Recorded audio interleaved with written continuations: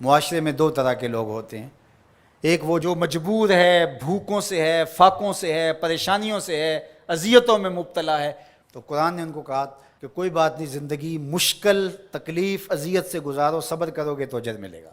اور جس کے پاس دولت ہے، جس کے پاس ثروت ہے، اختیار ہے، منصب ہے، عہدہ ہے، اس کو کہا تو گھر کمرے میں بند ہو کے نہ رہ، جا کے معاشرے میں ڈھونڈ کے غریبوں کی مدد کر۔ جس کے پاس ہے اس کو رحم کا درس دیا، جس کے پاس نہیں ہے اس کو صبر کا درس دیا۔ اب مجھے بتاؤ، معاشرہ اگر ایسا ہو جائے گا، جس کو مشکل ہے، تکلیف ہے، وہ اپنی سفید پوشی کا بھرم نہ ٹوٹنے دے، وہ کہے کہ میں اپنی سفید پوشی کو داغ نہیں لگنے دوں گا، جیسے تیسے گزارا کر دوں گا۔ اور جس کو اللہ نے ثروت سے نوازا ہے، وہ کہے کہ میں اپنے ماتحت اور اپنے دوستوں، اپنے ہمسایوں، اپنے عزیزوں، رشتہ داروں، اپنے اطراف میں بسنے والوں لوگوں کی ضرورت کو پورا کروں۔ تو مجھے بتائیے کہ کوئی معاشرے کے اندر پریشانی رہ سکتی ہے؟ ایک گلی کے اندر 10 گھر رہتے ہیں، فرض کرو اس کے اندر 2 یا 3 گھر غریب ہوں گے، 4-5 گھر جو ہیں متوسط ہوں گے، جو اپنا کماتے ہیں، ضرورت کو پورا کرتے ہیں، 2-3 گھر جو ہے وہ امیر ہوتے ہیں۔ ایک گلی کے اندر 2 گھر امیر، 2 گھر غریب، 6 گھر متوسط۔ متوسط بھی اگر کریں تو اچھی بات ہے، اور اگر وہ گلی میں 2 غریب آدمی جو ہیں ان کی مدد 2 امیر کر دیں، ان کو اپنی فیملی کا حصہ مان لیں، تو اس گلی کے مسائل ختم ہو گئے کہ نہیں ہوئے؟ ان کی بیٹیوں کے رشتے قبول کر لیں، مسائل ختم ہوئے کہ نہ ہوئے؟ اس طرح گلی گلی، بستی بستی، صبر کرنے والے صبر کر کے دکھائیں۔ سید علی المرتضیٰ رضی اللہ تعالیٰ عنہ سے روایت ہے، آقا کریم نے فرمایا جو اللہ کے دیے گئے تھوڑے رزق پہ راضی ہو گیا، اللہ قیامت کے دن اس کے تھوڑے عملوں پہ راضی ہو جائے گا۔ اس کے لیے کتنی موج ہے۔ دنیا میں تو تکلیفیں صحیح، دنیا میں تو اذیتیں صحیح، لیکن آخرت میں اس کا صلہ کتنا ہے؟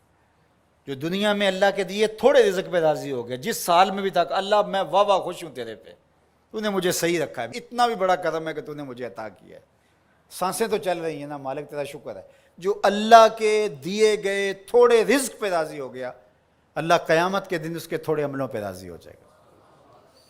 اور اس کا معکوس کیا ہے؟ جو اللہ کے دیے گئے زیادہ پہ بھی راضی نہ ہوا، ایک وہ بھی ہیں جو اللہ کے دیے تھوڑے پہ راضی ہو جاتے ہیں، اور ایک وہ بھی ہیں جو اللہ کے دیے زیادہ پہ بھی راضی نہیں ہوتے۔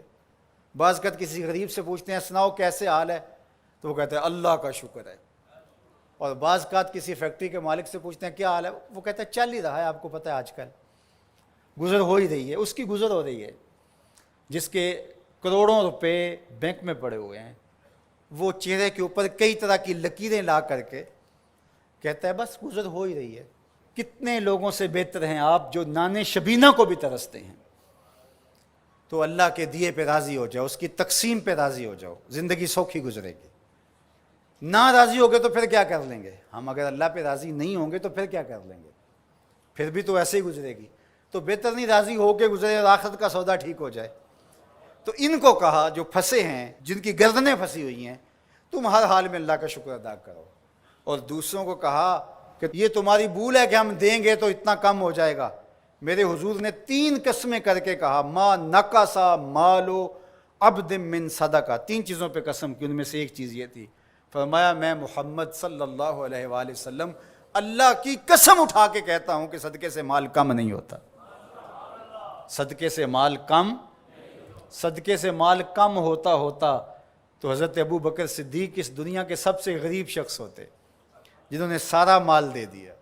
حضرت عثمان غنی سب سے غریب ہوتے، حضرت عبد الرحمن ابن عوف سب سے غریب ہوتے، جنہوں نے 30,000 غلام آزاد کیے زندگی میں۔ تو مال خرچ کرنے سے کم نہیں ہوتا، اور یہ بات حضور ویسے بھی فرما دیتے تو کافی تھا، لیکن میرے حضور نے قسم کر کے کہا کہ میں رب کی قسم کر کے کہتا ہوں کہ صدقے سے مال کم نہیں ہوتا۔